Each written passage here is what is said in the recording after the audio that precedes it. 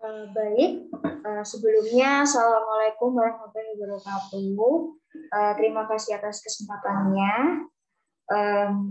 Perkenalkan, nama saya Rafika Rahmania dari Magister Manajemen dengan NIM 2020-610517. Sebelumnya saya ucapkan yang terhormat kepada Prof. Tapi selaku dosen pembimbing.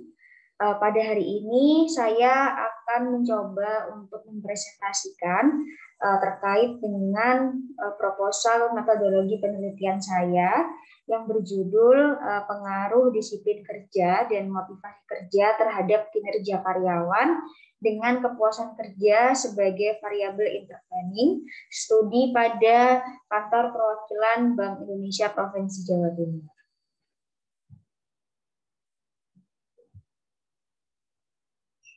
Nah, selanjutnya, langsung saja di sini saya akan membahas terkait dengan latar belakang mengapa saya memilih judul terkait dengan disiplin kerja dan juga motivasi kerja, yaitu,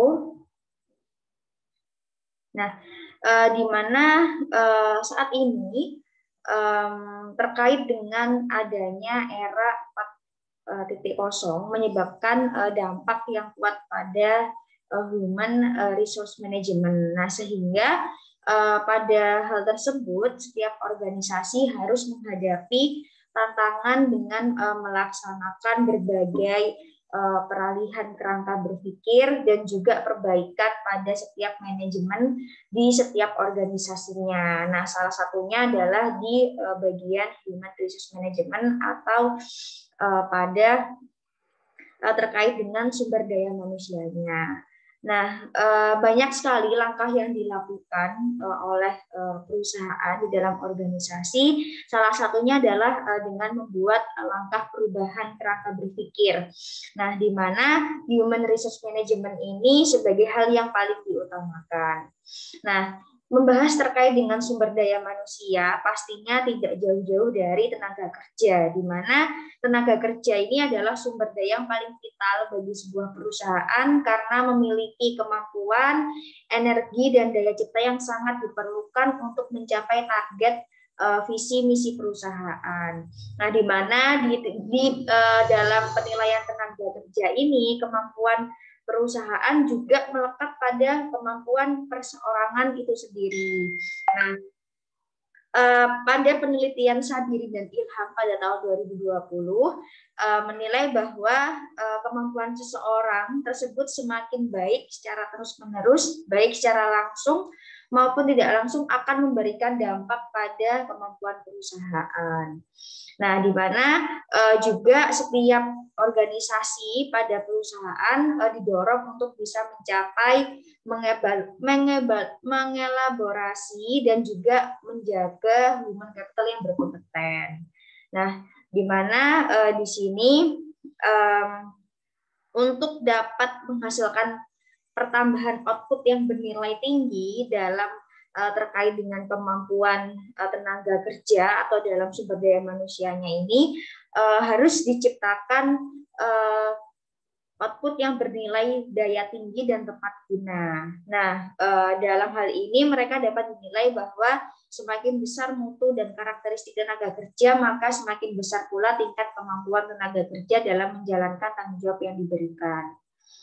Nah, kemudian terkait dengan hal ini, Bank Indonesia adalah Bank Fundamental Republik Indonesia, di mana di sini memiliki kewajiban dan kedudukan sebagai bank fundamental yang memelihara stabilitas moneter, tatanan finansial, dan tatanan pembayaran untuk menopang perkembangan ekonomi yang berkelanjutan dalam rangka meningkatkan kesejahteraan masyarakat.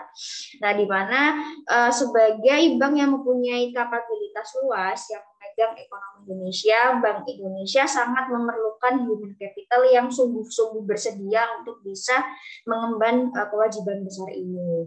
Nah, di mana Di dalam divisi Human Resource Management, Bank Indonesia juga mempunyai pandangan menjadikan Bank Indonesia sebagai badan atau lembaga yang berhasil melahirkan human capital yang bersaing, profitable, serta memiliki kepemimpinan dan selaras dengan poin-poin penting Bank Indonesia. Nah, terkait dengan hal tersebut, dalam penelitian Rifai dan Sagala tahun 2014, nah, menerangkan bahwa kinerja itu adalah suatu bagian dari dorongan dan kapabilitas, di mana di dalam sebuah perusahaan atau organisasi, kinerja juga merupakan suatu yang dihasilkan oleh pegawai yang selaras dengan fungsinya pada sebuah organisasi dalam versi kepribadian nyata yang ditunjukkan sebagai performa kerja. Nah, di mana usaha perusahaan untuk mencapai tujuannya adalah salah satunya melalui kinerja karyawan. Nah, di mana di sini terkait dengan untuk menciptakan kinerja karyawan agar berjalan efektif, hal tersebut tidak hanya didorong dengan adanya disiplin kerja saja, namun juga memberikan motivasi dalam bekerja. Seperti itu. Pemberian motivasi ini juga sangat penting dalam setiap perusahaan. Nah, dalam konteks manajemen sumber daya manusia ini dijelaskan bahwa gambaran tentang kinerja yang tinggi, di mana kinerja merupakan suatu ukuran keberhasilan dan kemampuan karyawan dalam melaksanakan kegiatannya. Nah, di mana untuk hal disiplin kerja dan juga motivasi dianggap cukup untuk mempengaruhi pelaksanaan aktivitas dalam suatu perusahaan. Nah, kemudian terkait dengan saat ini pandemi COVID-19 yang terjadi mau tidak mau memberikan dampak juga terhadap berbagai sektor. Pada tataran ekonomi global, pandemi ini memberikan dampak yang sangat signifikan bagi perekonomian domestik negara-negara termasuk di Indonesia. Nah, di mana hal ini berimplikasi terhadap ancaman krisis ekonomi yang ditandai dengan terhentinya beberapa aktivitas produksi di berbagai negara. Nah, terkait dengan hal tersebut, Bank Indonesia tahun 2020 melalui laporan tinjauan kebijakan moneter Desember 2020 justru menunjukkan perbaikan pada kinerja perekonomian. Nah, di mana Bank Indonesia dalam rapat Dewan Gubernur Bank Indonesia pada 16-17 Desember ini berhasil untuk mempertahankan BI 7-day reverse repo rate sebesar 3,75%. Hal tersebut juga memberikan kecepatan perbaikan ekonomi secara global yang juga dipengaruhi oleh beberapa hal terkait dengan peningkatan mobilitas dan juga berlanjutnya stimulus kebijakan fiskal dan moneter. Nah, di sini dapat disimpulkan bahwa terkait dengan penilaian disiplin kerja dan motivasi kerja pada saat ini, pada saat COVID-19 ini sangat mempengaruhi berjalannya human resource atau sumber daya manusia di dalam organisasi. Nah, namun dalam prakteknya Bank Indonesia meskipun dalam posisi yang memang saat ini sedang mempertahankan untuk perekonomian, namun terkait dengan disiplin kerja dan motivasi kerja, hal tersebut tidak terlalu berpengaruh seperti itu. Nah, selanjutnya terkait dengan kerangka pemikiran maksud saya, di mana di sini ada beberapa hipotesis.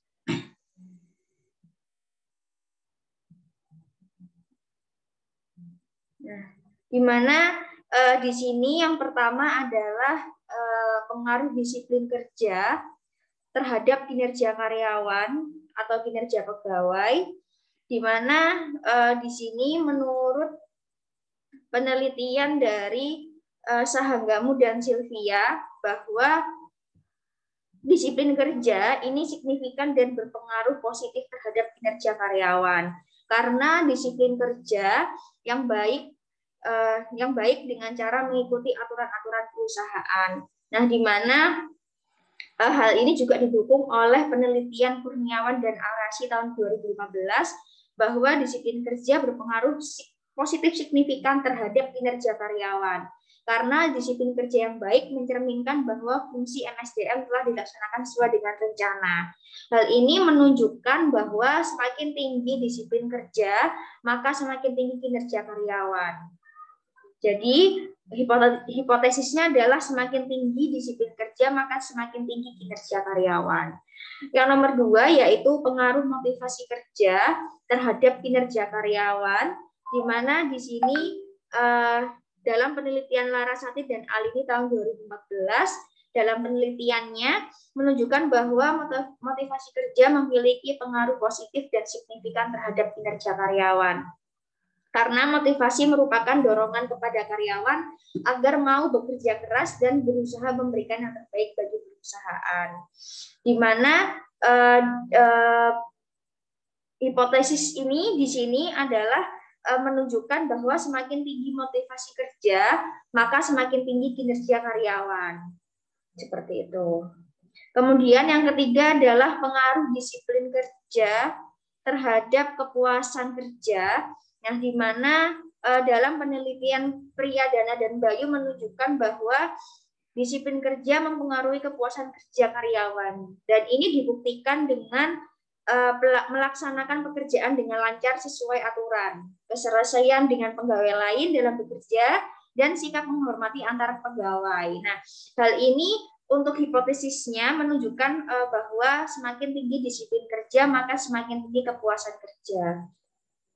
Kemudian motivasi kerja yang selanjutnya adalah pengaruh motivasi kerja terhadap kepuasan kerja, di mana di sini dalam penelitian Kartika dan Thomas tahun 2010 menunjukkan bahwa motivasi kerja berpengaruh secara signifikan terhadap kepuasan kerja.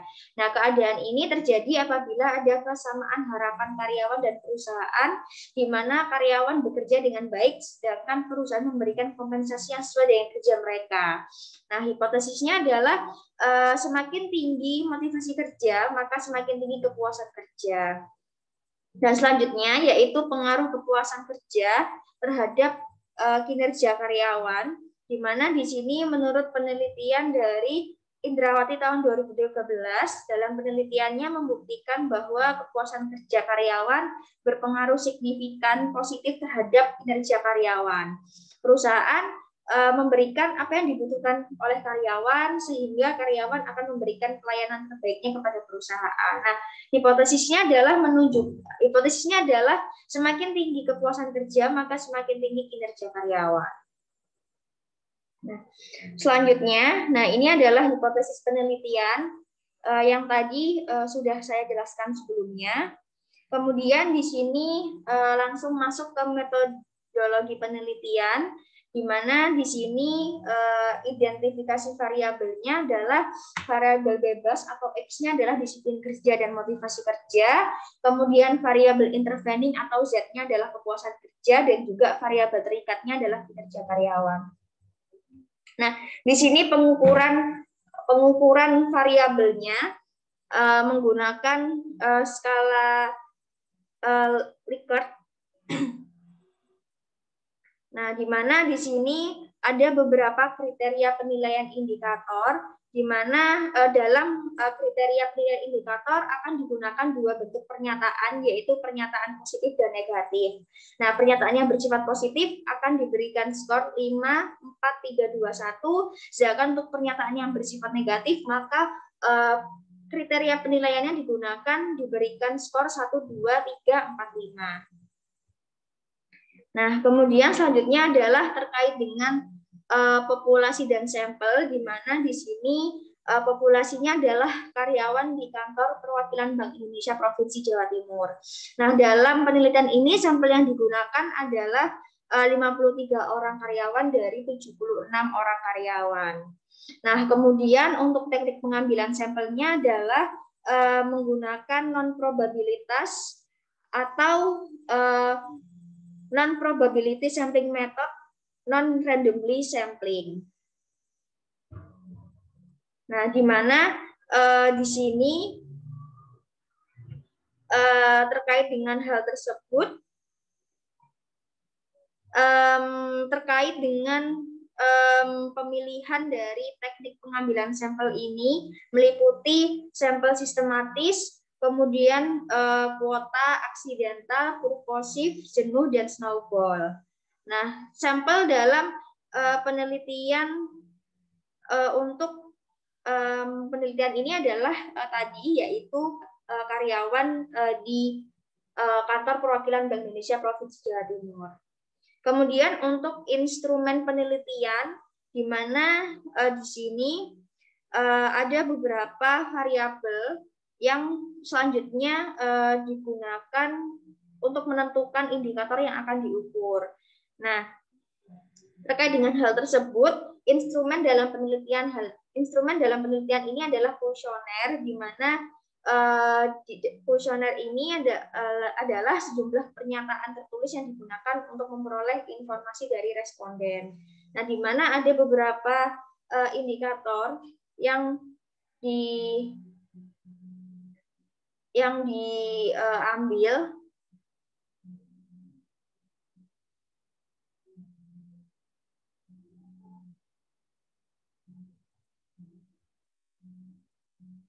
Nah, yang pertama adalah terkait dengan variabel disiplin kerja, di mana di sini indikatornya adalah hadir tepat waktu, bekerja sesuai aturan, taat pada atasan, tanggung jawab, dan bersemangat. Kemudian nomor 2 adalah motivasi kerja, di mana indikatornya adalah bersemangat, ulet, tekun, konsisten, dan senang dalam pekerjaan. Selanjutnya adalah kepuasan kerja, di mana di sini dinilai melalui penilaian indikator seperti senang dengan pekerjaannya, nyaman dengan lingkungan kerja, menikmati pekerjaan, loyal terhadap perusahaan. Dan juga kinerja karyawan, di mana di sini indikatornya adalah kualitas kerja baik, efektivitas kerja, dan juga mandiri dalam bekerja. Nah, selanjutnya yaitu uji validitas dan reliabilitas instrumen penelitian, di mana uji validitas ini menggunakan percent correlation. Nah, di mana di sini digunakan percent correlation untuk membandingkan item pertanyaan ke total score variabel yang terdiri dari item-item pertanyaan dalam kuesioner. Dan juga selanjutnya untuk data dan metode pengumpulan data, di mana di sini data yang digunakan adalah data primer yang diperoleh dari kuesioner yang diisi oleh responden, meliputi identitas dan tanggapan dari responden.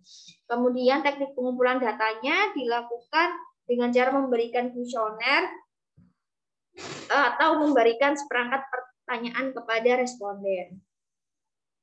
Nah, selanjutnya yaitu ini teknik analisis data, di mana di sini menggunakan analisis deskriptif dan juga analisis kuantitatif. Di mana untuk analisis deskriptif ini dilakukan untuk memberikan gambaran mengenai persepsi deskripsi kerja dan motivasi kerja terhadap kinerja pegawai pada kantor perwakilan Bank Indonesia Provinsi Jawa Timur. Dan juga untuk analisis kuantitatifnya ini dibagi dalam beberapa teknik analisis data, yaitu uji instrumen penelitian, di mana menggunakan uji reliabilitas, di mana di sini untuk menguji data yang kita peroleh sebagai hasil dari jawaban kuesioner yang sudah dibagikan. Kemudian juga menggunakan uji validitas, di mana di sini digunakan untuk mengungkapkan apakah pertanyaan kuesioner tersebut sahih atau tidak, dan juga untuk menguji kevalidan data seperti itu. Kemudian selanjutnya adalah menggunakan analisis uji asumsi klasik, di mana di sini menggunakan yang pertama adalah uji multikolonialitas, di mana di sini untuk menguji apakah model regresi ditemukan adanya korelasi antar variabel bebas.